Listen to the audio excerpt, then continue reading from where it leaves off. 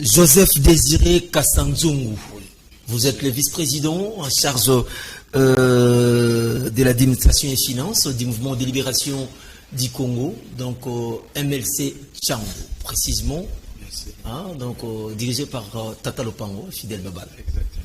Bienvenue dans cette tranche matinale qui le matin, Boye Ibolamo, la rubrique Oezali Réalité Quinoise. Toujours solo pendant 15 minutes pour tout Bamasolo, il y a MLC Tchango. Bonjour, monsieur le VPM. Bonjour, monsieur les journalistes. Boni. Oui, ça va. D'abord, merci pour l'invitation. Sinon, tout va bien. Tchango, tout va bien. D'accord, Kimia, Bandeko Wazolanda Biso na Kinshasa, partout les environs à Kinshasa aussi, na Libanda via YouTube. Il est avec nous, on a aussi déjà présenté tout sur le concernant MLC Tchango fonctionnement nango et deuxième sujet à la préparatif. Tout ce qui est déjà dans ma ponami, bah peut-être sur mon position na bango et enfin question mon quoi sous kezali.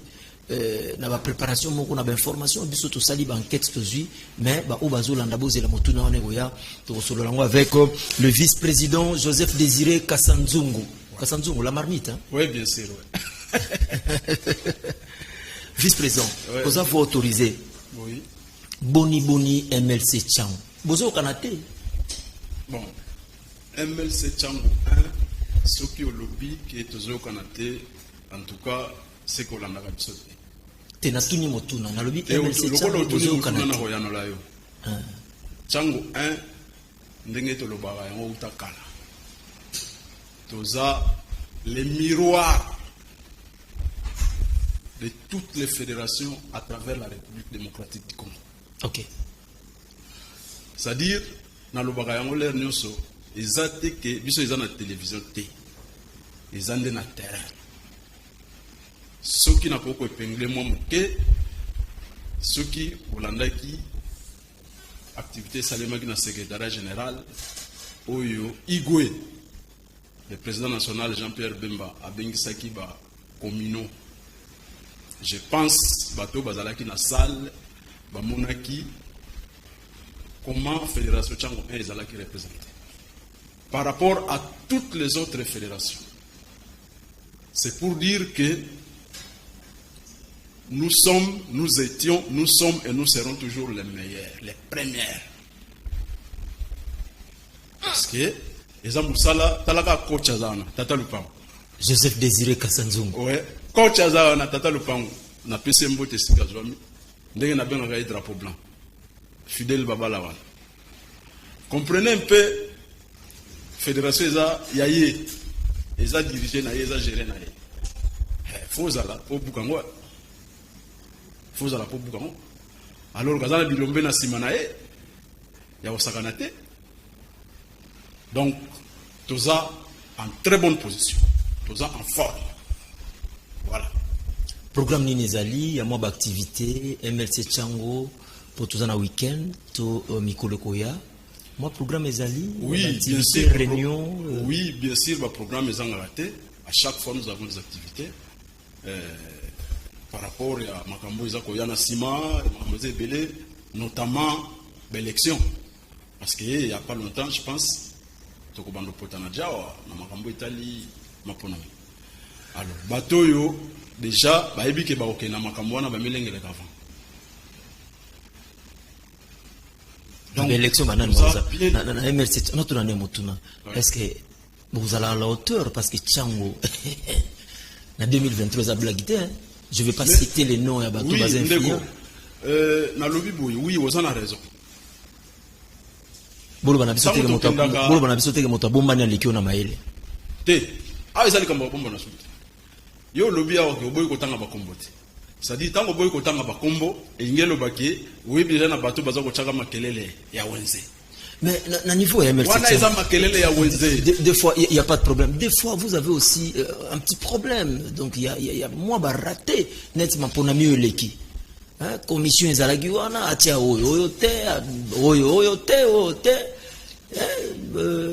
et ça dit que est loupé. Non. Bon, est-ce que bon bongisi déjà pour oui, pour loupé comme tel bon. Na évité na lolenge nini pour balobaka toute œuvre humaine et en a une perfection. D'accord. Donc ce qui quelque part moi Mobulu Eraki, mais je ne pense pas que na touro et cosa. Est-ce que commission touro et cosa vraiment Bien sûr, oui, parce que na minute à chaque fois, nous avons activité, à chaque fois, nous avons réunion. Et d'ailleurs, ils ont déjà une disposition, ils ont déjà prise par rapport à Makambouana. D'ailleurs, pour votre information, il y a une séance de travail au Salema, avant-hier, Oyo, Tata Lupangu, le CG, Bongo, Moukoua Bongo, a bengisaki tous les candidats députés Oyo va participer à l'élection en 2018. Pendant qu'on évalue ça la autopsie. Au moins une vision. Au moins une vision, il y a Moutamaï. Tous les candidats. Oui, nous étions là, peut-être par rapport à l'empêchement. Non, par rapport à l'empêchement, peut-être. Mais sinon, nous étions là nombreux. Qu'est-ce que nous pouvons retenir? Vous allez nous dire que en 2023, MLC Tchango a quoi aligné candidat à Makassi et ça va aller. Bon, tous assurent que MLC a aligné candidat à Makassi, c'est pourquoi Misala Isa Kosale na terrain. Ndenge yemoko président national à l'Obaï qui choix et que vous allez soucier à l'Oyengete ou Isa Kosale Maniposto. Donc, la base na biso ne va pas proposer ma candidat. Puisque candidat, en principe, il faut y avoir un terrain. Les candidats ne peuvent pas tomber du ciel d'un coup. Mais le terrain, oui, c'est un grand travail. Il faut qu'on bonge, il faut ma bonge. Mais bien sûr, c'est un grand travail. Et ça, Moussala Mounen donc, la disposition, et ça, qu'on soit à niveau, il y a sommet à partir pour qu'on relever à défi de telle sorte que en 2023, le résultat est à la optimale. Et je suis sûr, par rapport à s'organiser, je suis sûr et certain que le résultat, il y a 2023, est écrasant pour un MLC, pour un candidat MLC.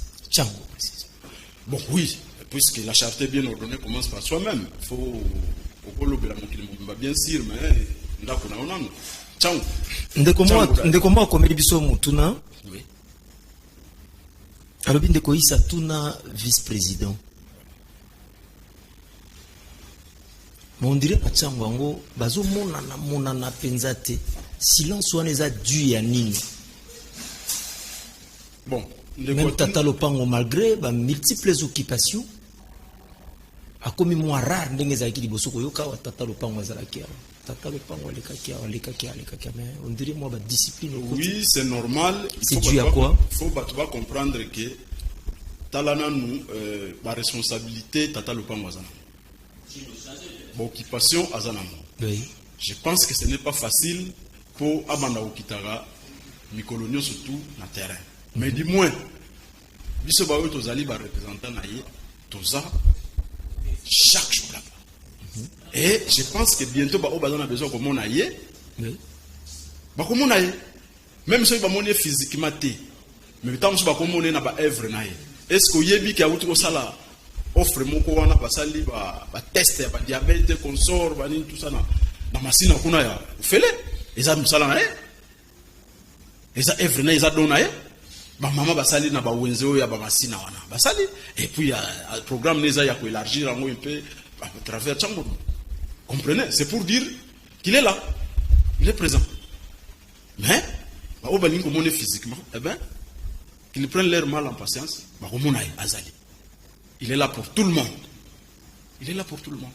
Merci, il est avec nous dans cette rubrique réalité quinoise. On parle de l'MLC Tchango 1, donc Tchango 1, Fédération Yamakasi. Lui, c'est le vice-président Joseph Désiré Kassanzungu. Il est le vice-président en charge de l'administration et finance. Voilà, Aza quand même la bouche autorisée. Tozo solo la nae aboyoki masolo ya MLC Tchango ndene zotambola parce que vous dérangez nga mingi na zu et pe na matata Aza na biso. Bon, motuna moko ezali susuawa na bomba ki ngo mefona tuna. Le président national du mouvement de libération du Congo, je cite, le sénateur Jean-Pierre Bemba Gombo, a bandi ko sala ba tournée. omoni bisika utinde tamboli omoni ainsi de suite azonga kipea wana Kinshasa. Mais ce qui est vrai, ba descente musu na ville ya Kinshasa eko salama. Bino pe na chango na mwa masolo toyoki akoleka na chango. Êtes-vous prêt ya koyambaye ya kotalisa que to travailler boye toza prêt na makambo ekoya pour topé sa résultat malamu na MLC vice-président.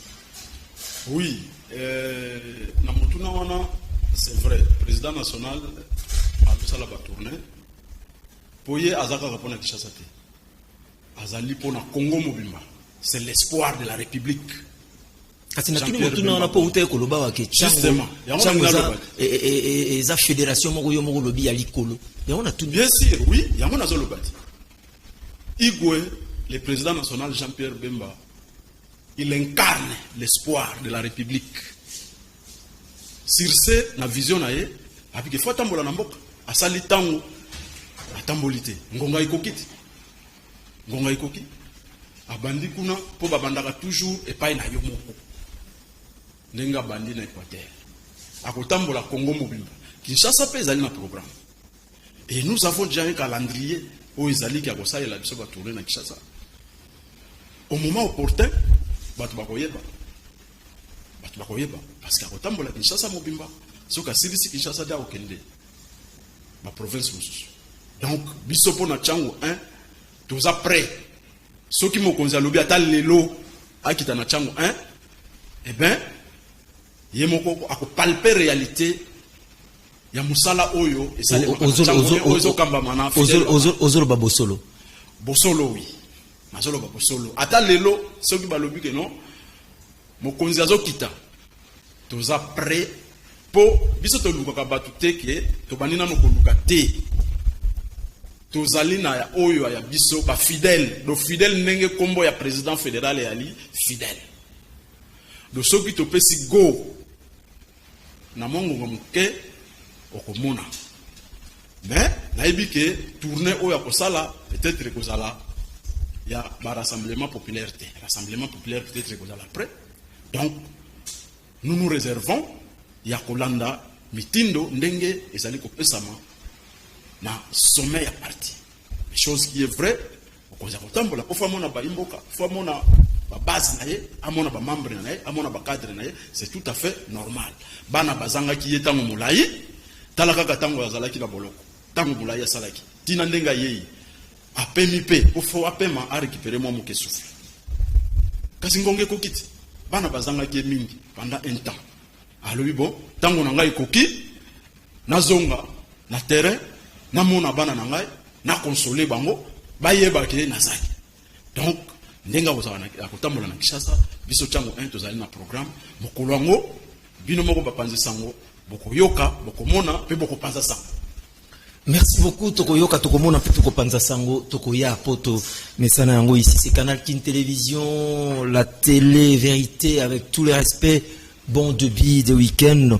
CGA Fidèle Babala, le président fédéral MLC Chango 1 Likofi.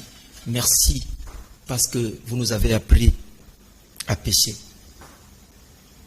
Merci beaucoup parce que tout à l'heure qui formait. Sincèrement, merci. Bon début de week-end à vous. Nazongi Nayo, vice-président Joseph Désiré Kassanzungu. Message ni nos anango maintenant. Nabaimboka ya Chango. Obazolando senet moment pour tout le monde qui est na suka. Oba poussa neno na MLCT ope bazoluka moyenne bakoki koya po bokutana na mwa masolo bakota ba intégrer pe masolo yango po masuwa déjà anowa et comme déjà kolinga ekenda. C'est bien. Message nazana ngo ndenge na lobaka tango nyonso ya liboso na sengaka na biso ba ya fédération Chango 1 bomoko unité bolingo. Et loko liboso na sengaka yango wana. Esengeli tozala bomoko pona kata Chango 1 tozaka na tata moko. O azali tata lopango l'honorable Fidèle Babala drapeau blanc ndenge na benga. OK. Na PC le savoir encore une fois. Donc tozala ini. En l'entretemps, message monsieur Zali, c'est vrai que ngonga ndenge uti koloba ezobele na pona okende na makambo susu etali lokola mapo MLC ezali wana pona Congo. MLC eza pona Congo. Donc ndeko oyo to mutu oyo amonike azana esika oyo ye akenda kusangana kati eza lokola na lingomba ya église. Soki mondimi to mopakano aza kotelengana na balabala na nzela azanga esika ya kusangana. Na mayematali parti politique na kosenga na bayo wana banso bayande na MLC. Na bayande na MLC. MLC eza na défense ya mboka oyo. Son président aza espoir ya République démocratique du Congo. Soki olandika kata muke maloba na ye na ba meeting azali ko sala bisika azali ko tambola. Usali analyse okososola ete solo mwana mboka aza penza na tina ya kozala na mboka oyo. Po azali na vision pour na Congo. Azali na vision pour na Congo. Azali na makanisi malamu pour na Congo. Toko sala polémique te fo ezali na tina te. Mais na lobiete baye baza ko telengana na bisika moko boye bayande pa na biso. Merci beaucoup. Bakozala décider pour MLC bien organisé. Na lobi bien papa azongi na ndaku abandi ko tambola pona ko consoler bana nae. Merci beaucoup. Soki na koloba webi pona nini tozo boya rassemblement populaire na tuna ko sala. Na ko koloba ke kaka ndenge to fandi awo. Soki to lobi ke Igwe akokita na victoire. Benda film. Merci beaucoup, vice-président Joseph Désiré Kassanzungu. Ça n'est fini pour aujourd'hui. Merci de besoin qu'on n'a pas si, mais on répond quand même présent. Prochainement, on aura encore besoin de vous. Poto Solo la Oetali, MLC Tchango. Encore une fois de plus, merci. Merci beaucoup. Merci. Derrière caméra, nous citons avec le vice-président Joseph Désiré Kassanzungu. À présent, la dernière rubrique. Il y a Kin Matin, rubrique Péasuka, invité de Kin Matin.